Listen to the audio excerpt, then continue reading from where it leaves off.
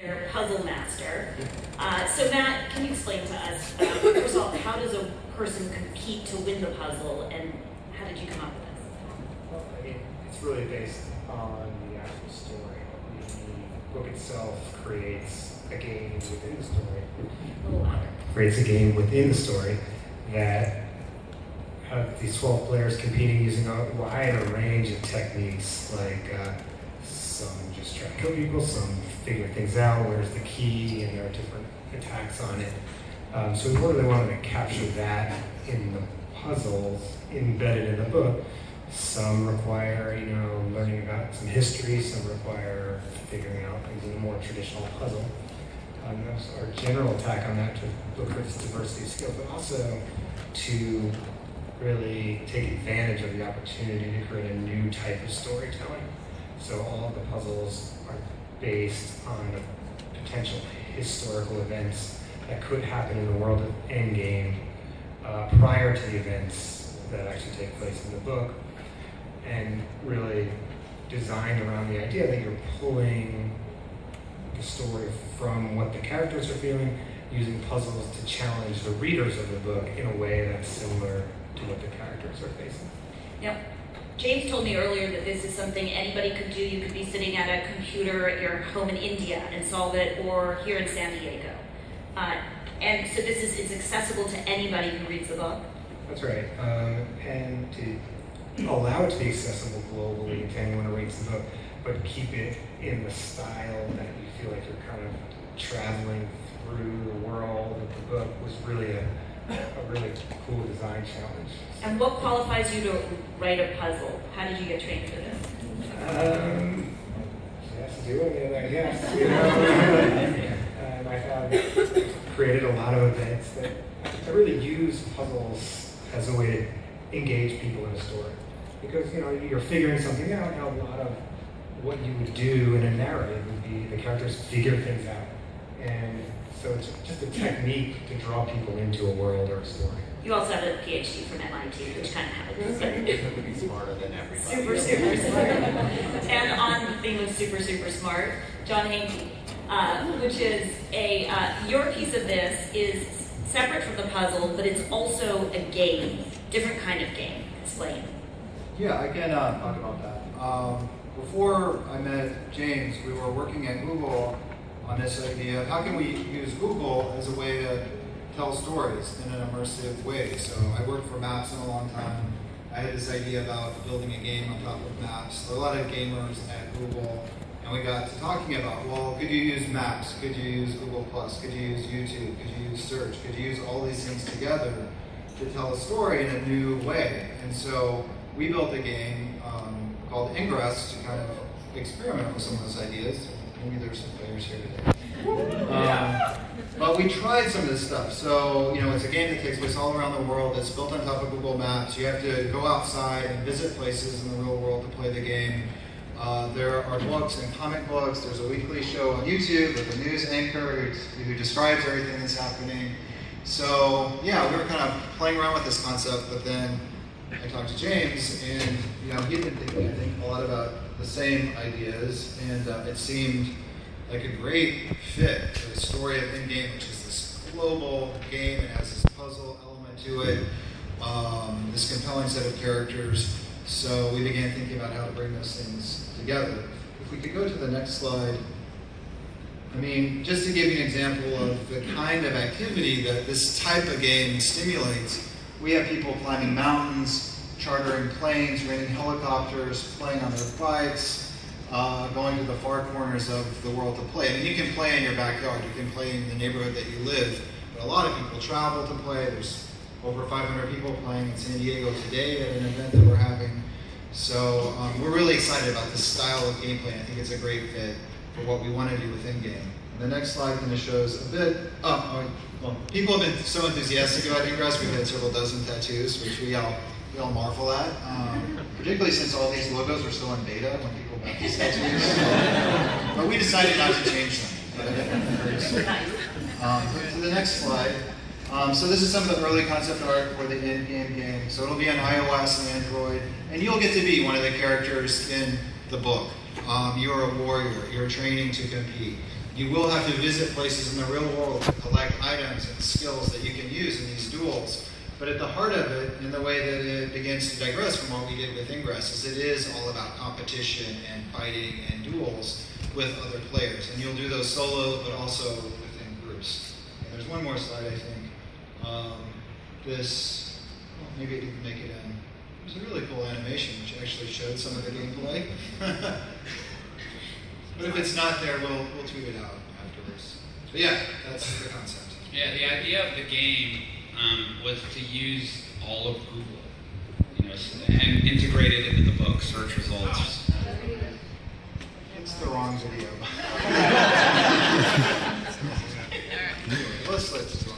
Search results, YouTube videos, book fragments. But then when you're playing the game on your phone, to turn the real world into a video game. So, as you're reading about Endgame, you can turn on your phone and everywhere you go, you can play it.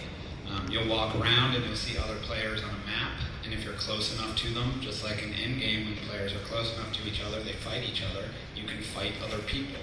And the idea was, instead of having this game where you sit in front of a screen and play World of Warcraft on a television or on a computer, we're going to turn the world into a World of Warcraft. That everywhere you go, if your phone is on, you have to watch out and you have to be prepared to fight people. And if you want, you can try to hunt people down and attack them. At the same time, you'll be Just with your phone, though. Just with the phone. just with your phone. We're not promoting real violence. At the same time, you'll be able to go on some of these trips, like John's talking about. The Metropolitan Museum in Hart has the greatest collection of Sumerian weapons on Earth. So if you go to the Met and you stand in front of those Sumerian weapons, they become part of your arsenal in the game. It's amazing. You go up to Google and your mind gets blown by what they can do up there. John, what you said about Ingress is that you're experimenting with the idea of using technology and mobile apps to get people more deeply in touch with the real world instead of the opposite. So will you put a point on that, how that would apply here? Yeah, I mean, you look at cell phones today, and it's kind of a problem in our society that people get together and everybody immediately just sort of buries their head in their phone and they ignore each other. I'm guilty of this too, but we ignore each other, and sometimes we kind of miss the beauty and wonder of the world around us as we're kind of consumed by what's on our phone. And so the idea for Niantic was, can we build applications that actually use technology, and use mobile technology in particular, but actually enhance the experience of the world around us and the people around us, rather than being a replacement for that. So that's what we're striving for. And then we have phones today, but we know that we have Google Glass, we have watch type devices, there are a whole bunch of wearable technologies that are in development, which I think will make it even easier for technology to help us interact with the real world, rather than putting up a wall that kind of separates us from the stuff that's happening. You got a group of some pretty badass guys together to do this. How did you come up with all this? I don't know. What about your favorite book as a kid? That's a good point. Masquerade. All of this was inspired by Masquerade. I grew up in Cleveland. When I was 10 years old, my mom brought home this book for me called Masquerade. Masquerade was a really simple children's picture book. It had 16 pages of text and 16 pages of paintings. Embedded in the text and the paintings of this book were a puzzle. And if you could solve the puzzle, it led you to the location somewhere on Earth of a solid gold, jewel-encrusted rabbit that the author had buried in the ground. I got obsessed with this book, and I read it over and over and over again. And I was convinced I was going to solve the puzzle and find the gold rabbit and sell it and buy a bunch of Star Wars action figures. I didn't.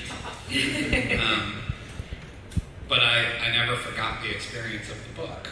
And what that book was to me was a book that was somehow more than a book, that went with me everywhere, that made me look in the real world, and made me try to learn about things that I didn't know about. The solution to that book was the rabbit was buried at the location of Richard IV's grave. And there had been some mention of him in the book. And so for years I thought about it, and I thought, how can I do this? How can I do my own version of Masquerade? How can I do a bigger, more advanced 21st century version of Masquerade, which is taking a book and making it something more, making it an entire experience that exists in the real world and exists on phones and exists in visual mediums and lives with you everywhere you go. And you know, that was the inspiration, and then it was just figuring out the right story, and then it was going to each of these guys sort of individually and begging them to do it with me. Now, for the puzzle piece, you said this is about the known and the unknown. Do you know the answer to the puzzle Matt has built? I don't.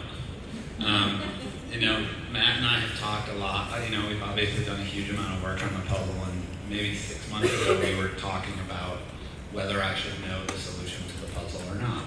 And I thought it was actually cooler that if I didn't, that as Endgame is played and as the puzzles are solved, that I'm learning about it at the same time as all the readers. So right now, 3 people I think know where the puzzle is. Matt and a gentleman who works with him named Adam, who's over there. And if at some point he doesn't, we have to tell our lawyer where it's hidden so that when it is solved and when the puzzle is over, that we can prove that it was done properly and fairly and legally. But I don't know. I think it's awesome. It's like a sealed Pricewaterhouse envelope. Kind of. It's going to be a sealed envelope in our lawyer's safe in New York City. Okay, the gold. Are you going to actually purchase gold bullion? Yep, we have purchased $500,000 of American Eagle gold bullion coins. I can't say where they will be yet, but they will be on public display. No, keep going. Yeah, so I'm not getting the gold. I took some of the money we had made selling this to various people, and I bought the gold. So I'm putting up the money for the prize, and we have the gold. It's in a safe in Reno, Nevada, where we bought it from a gold dealer. And it's about 2,500 coins. The coins are U.S. legal tender. They're produced by the U.S. Mint, the federal government. And they come in 1/10 ounce gold denominations and 1/4 ounce gold denominations. And the pile of gold will be on display. You'll be able to go look at it, take a picture of it, tweet about it. And when somebody gets the key, they will take that key that they find when they solve a puzzle, and they will open the case, and they will walk away with the gold. I have a question about the key. Please. So if you are trying to solve the puzzle in the middle of Africa, do you have to physically get the key, or can you solve it and give someone the information that allows you to get the key? Like, they don't physically have to travel to find the key, do they? Or do they? That's probably, since I don't know what the solution is. The word key means a lot of different things. Yes. Okay. The word key, I do know that. The word key is a very broad word in today's world. A key can be a lot of different things. And there are a lot of ways to lock things and a lot of ways to open things. So a key could be anything. We did discuss that. Oh, yeah, I think I just figured it out. I'm going to keep going, but if you guys have questions, you can start to line up at the mic and we'll start taking questions shortly. We've alluded to it a couple of times that there is a lot here about creation mythologies, or origin myths, and also the importance of gold. How much of this was based on your own personal beliefs, and how much research did you have to do? Do I believe aliens came to Earth? I got way back. I don't know. I mean, I read, you know, if you read the Bible, there's some pretty extraordinary stories in it. I don't pretend to know I have the answer to how and why we're here. You know, I think these questions that come up are really interesting. There are these ancient worlds that knew things that we don't know. And, you know, the fact, and it is a fact, that our genetics were somehow altered 12,000 years ago is incredibly interesting. And we didn't know that until 10 years ago. I don't know why we're here. I just think it's unbelievably awesome material upon which to build worlds and tell stories. I know, like, my wife, whenever we're at dinner parties and this stuff comes up, she's like, shut up. You sound crazy. Did God create us? I don't know. Did aliens create us? I don't know. Are we just a biological accident? I don't know. Did you have to do a lot of research, or did you know this stuff? No, I mean, I do all sorts of research. I read all sorts of weird scientific journals and UFO websites and conspiracy theory websites, and I think it's all awesome, and it's interesting, and again, it's great material to tell stories with. And John, do you have people on staff who are doing research on these same topics, on our origin myths and on our connection to gold, in order to create the real world story? No, I mean, we're following James's lead on that. I mean, he's driving the story, and we're helping tell that through technology. I send these guys links all the time. Like, check this out. Yeah, It's it's crazy theory. like 5 times a week I send them new links. Like, look what the, like when they found that hole in Siberia last week. Did any of you see this hole they discovered in Siberia? Immediately, these guys all got links. Like, check out the fucking hole. Starting to believe, James. And Matt, what was it like? I assume the puzzle is now solved. It's done. It's done. You know the answer. You're complete. It's locked. You just have to stay ahead of the people. Yeah. So it happens as people are hunting, to some extent. Well, it grows. Right. And what was the experience like of working with James on developing the puzzle? I mean, just the opportunity to be involved in this and to create is really innovating. I mean, the whole going out and creating this franchise in this world and having the opportunity to create a piece of that is really new. The way you pull, the way you interact with this book has just been a great experience. If anyone out there has some questions, please. First 10 people to ask a question get an Endgame prize pack. Oh, the first 10 people who ask a question do get an Endgame prize pack. Wow! That really makes a difference, huh? Unless they've solved the puzzle. But my question doesn't count as one, okay? So I have a question about the puzzle that we gave out at the booth all con. Can you talk, Matt, a little bit about the puzzle and the solution to the puzzle? Sure. Before we give away the solutions, anybody solved it?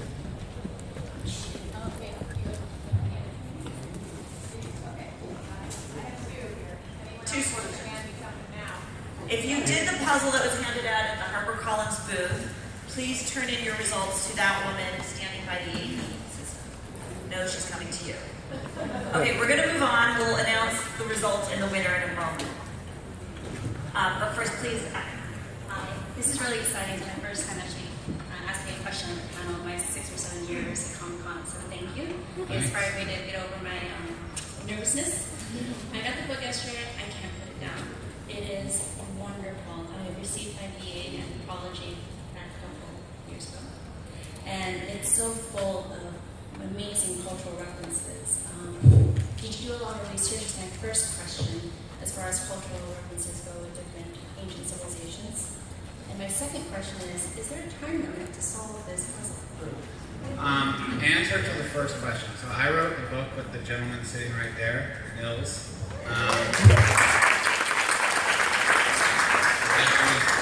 A huge collaborative effort between the two of us, and yeah, we did a lot of research on the ancient cultures. A lot of them we don't know much about. We don't know much about the Cahokians. We don't. If you look at the Sumerians, everything we know about them is in dispute. We have these Sumerian runes, and one guy translates it one way, and one guy translates it the other. But we did a massive amount of research on what we believe those cultures were like, what their beliefs were, what their origin myths were, how they lived, the types of weapons they used, and the type of warfare they conducted, the languages they spoke. That was a huge part of it. And it's all cool. It was all super cool. Learning about it. One of the characters is a woman who's an Australian Aborigine. And so we got into a lot of their dream theory stuff. She has 2 stainless steel boomerangs that you don't want to mess with her. But yeah, we did a huge amount of research. What happens if the puzzle, is there a time limit on the puzzle? There is a time limit on the puzzle. It's 2 years? I mean, it's competitive, right? The first person to get it wins, so it's a race. And even after someone claims that, it's still an active game and an active experience, so it could continue. We definitely expect someone to solve it long before. We expect somebody will solve it. But if they don't, if it isn't solved within 2 years, the gold comes back to me. And a copy of the book you have now does not have the I puzzle. know, but I still can't put it down. It has a placeholder puzzle. And thanks for reading it. I'm glad you dig it. Thank you. Well, that was sort of going to be my question, but mine was sort of going to be what's the smallest amount of time that you think somebody will potentially do it? Is it 6 months? Is it a week? Is it... That seems like a question I won't answer. I can tell you I go to sleep every night and I pray that it takes longer than a week. So, this is the first time I've heard of it, and my question is kind of so how long do you think it will take? Like, can I read the book and be like, man, I know this, or do I just type the book in Google and think, oh, this and this, like put the pieces No, together? it's going to take an enormous amount of work to solve it. So is it like, this is the first time I've seen this, is it a riddle, or is that, what's that? I mean, if you read the book, on the first page of it, it says, I don't know exactly what it says, I don't have a copy in my hand, but it says something like, every name, number, word, color, everything on every page. And as you read the book, you'll be able to see that some of the stuff is very obviously puzzle-related material, but some of it isn't very obviously related puzzle material, and you've got to read the book. You know, it goes back to my experience with Masquerade, which is I read this book, I didn't know what was in it. I didn't know what was a puzzle and what was part of the fiction and what was part of the pictures and what wasn't. That's what you have to figure out. But you should look at everything in the book. Everything might be. Well, I'll have to come back next year when All right.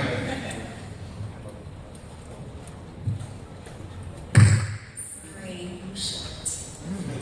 Obviously, this is my first time hearing about it also, and I haven't read the book, but I have a two-part question. Sounds like you're trying to grow the franchise, which is exciting.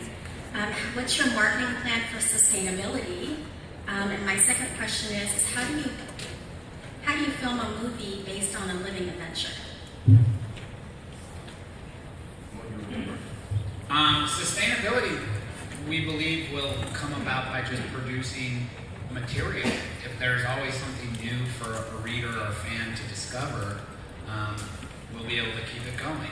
I mean, I think that the greatest example of sustainability in terms of an entertainment franchise is Star Wars.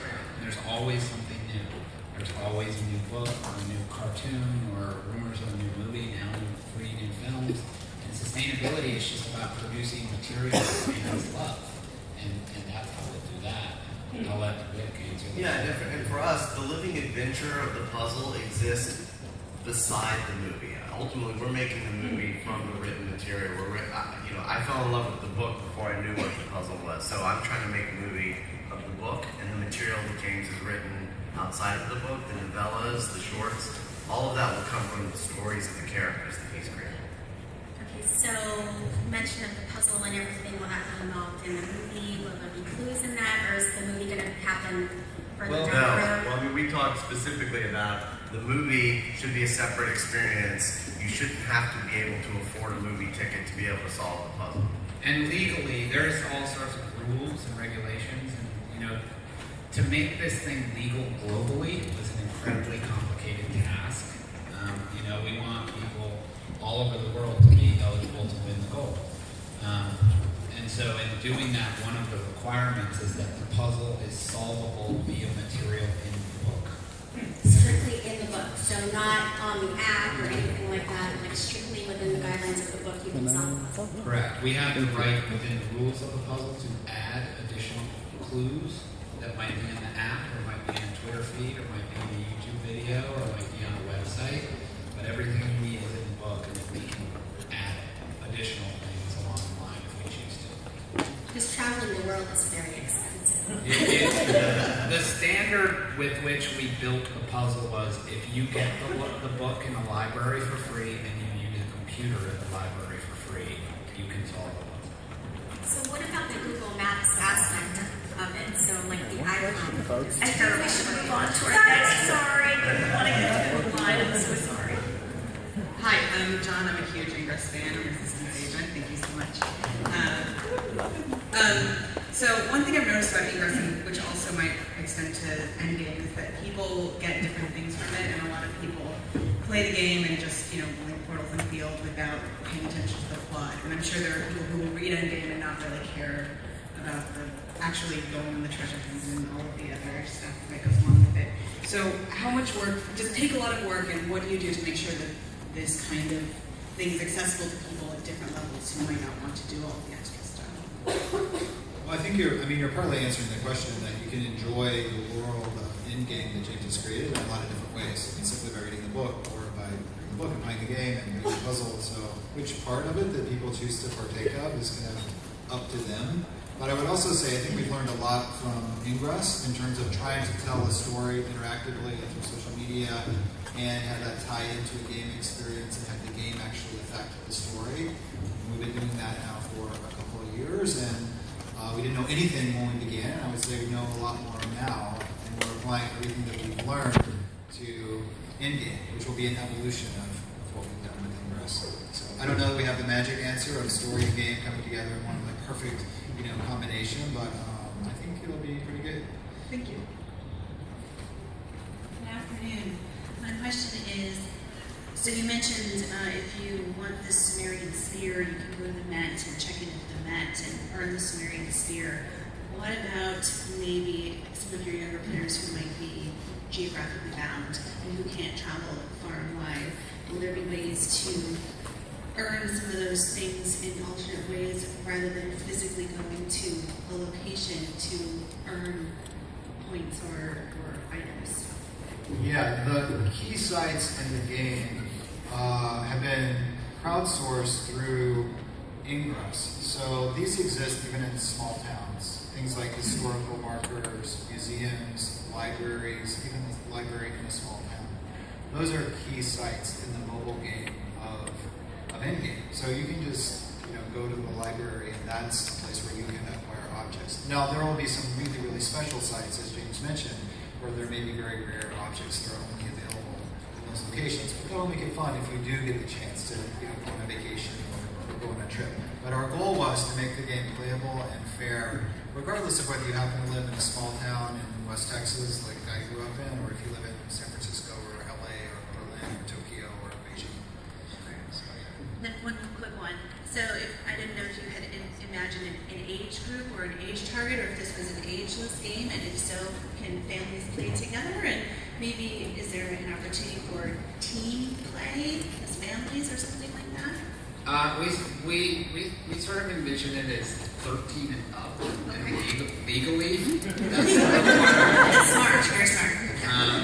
Yeah, there's going to be opportunities in the game where you can have like a clan, essentially, where you could band together with 8 or 10 or 500 people and do battle with groups of other people, or gang up on people, or do whatever you want. But yeah, the game is going to encourage socialization and group gameplay. Sounds fun, thank you. Thanks. My question is about the timeline of each of the games and the levels. Is that already established, or do you learn about that after the first level of the game? You wait and you find out for each additional level.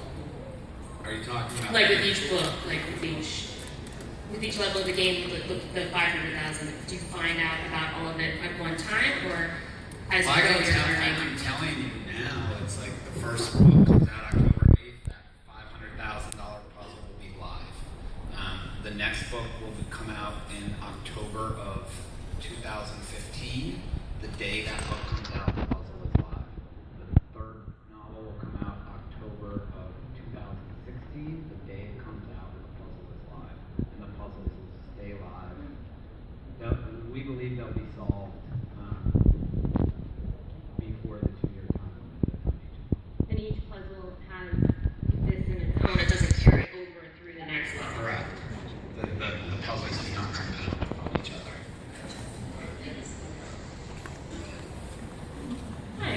So all of your characters have all these Twitter accounts and things like that. So who runs those? And if it's not you guys, who you trust to run your characters? Because it takes an immense amount of knowledge to be able to run sort of social media sites for people who don't exist. So, a year or so ago, I put out a very odd, cryptic job listing on a bunch of media websites, job boards, and we got all sorts of resumes, and I saw this one resume from a music blogger in Lexington, Kentucky, and he had a music blog called You Ain't Picasso, and at the bottom of his resume, he mentioned that he had been a Dungeons and Dragons dungeon master for 10 years. And I saw that and I was like, that's my dude. And so I flew him to New York and I met with him for a couple days, and he had no idea what the job was. He showed up and I explained, you're gonna start running fictional social media, you're gonna start running social media feeds for characters in a book that has, we hadn't even sold the book to the publisher at that point. For a book that I hope I get to publish in a year or so. And he was like, wow. But he does it. There's a guy, and I sit 20 feet away from him, and I talk to him 25 times a day. And, so there's one guy who runs all the social media feeds. There's another guy who makes YouTube videos all day. We just sit and come up with the craziest ideas for YouTube videos. If you want to see some of the videos, if you search Greg Jordan on YouTube, he has his own channel. Greg Jordan is a character in Endgame, so the channel is hosted by a character in Endgame, and you'll find it because it has like an ancient Sumerian symbol of wings. And we just sit in our office in Connecticut and do all this stuff. It's like, it's super fun, it's super cool, and yeah. We have time for one last question. Oh no. I'll try to make it good. My name is actually Agent Holstock from Washington, D.C. area for Ingress. I'm one of the original representatives for the game that you made, John, in Washington, D.C. And going back to the notion of a game that brings more life into a video game, or that enhances life. One of the things that the game that surprised us was the way that it brought people together in groups, just to play maybe during your commute, during happy hours. Our team has about 400 players in the Washington, D.C. area. Many players have the world's worst commute. 1 hour each way is like minimum. Maybe mine's an hour and a half each way. That's 3 hours. So having this new game come out that you guys designed that sort of saved your commute was an incredible experience. And so I was wondering how the game develops that notion of group play. Is it still something that you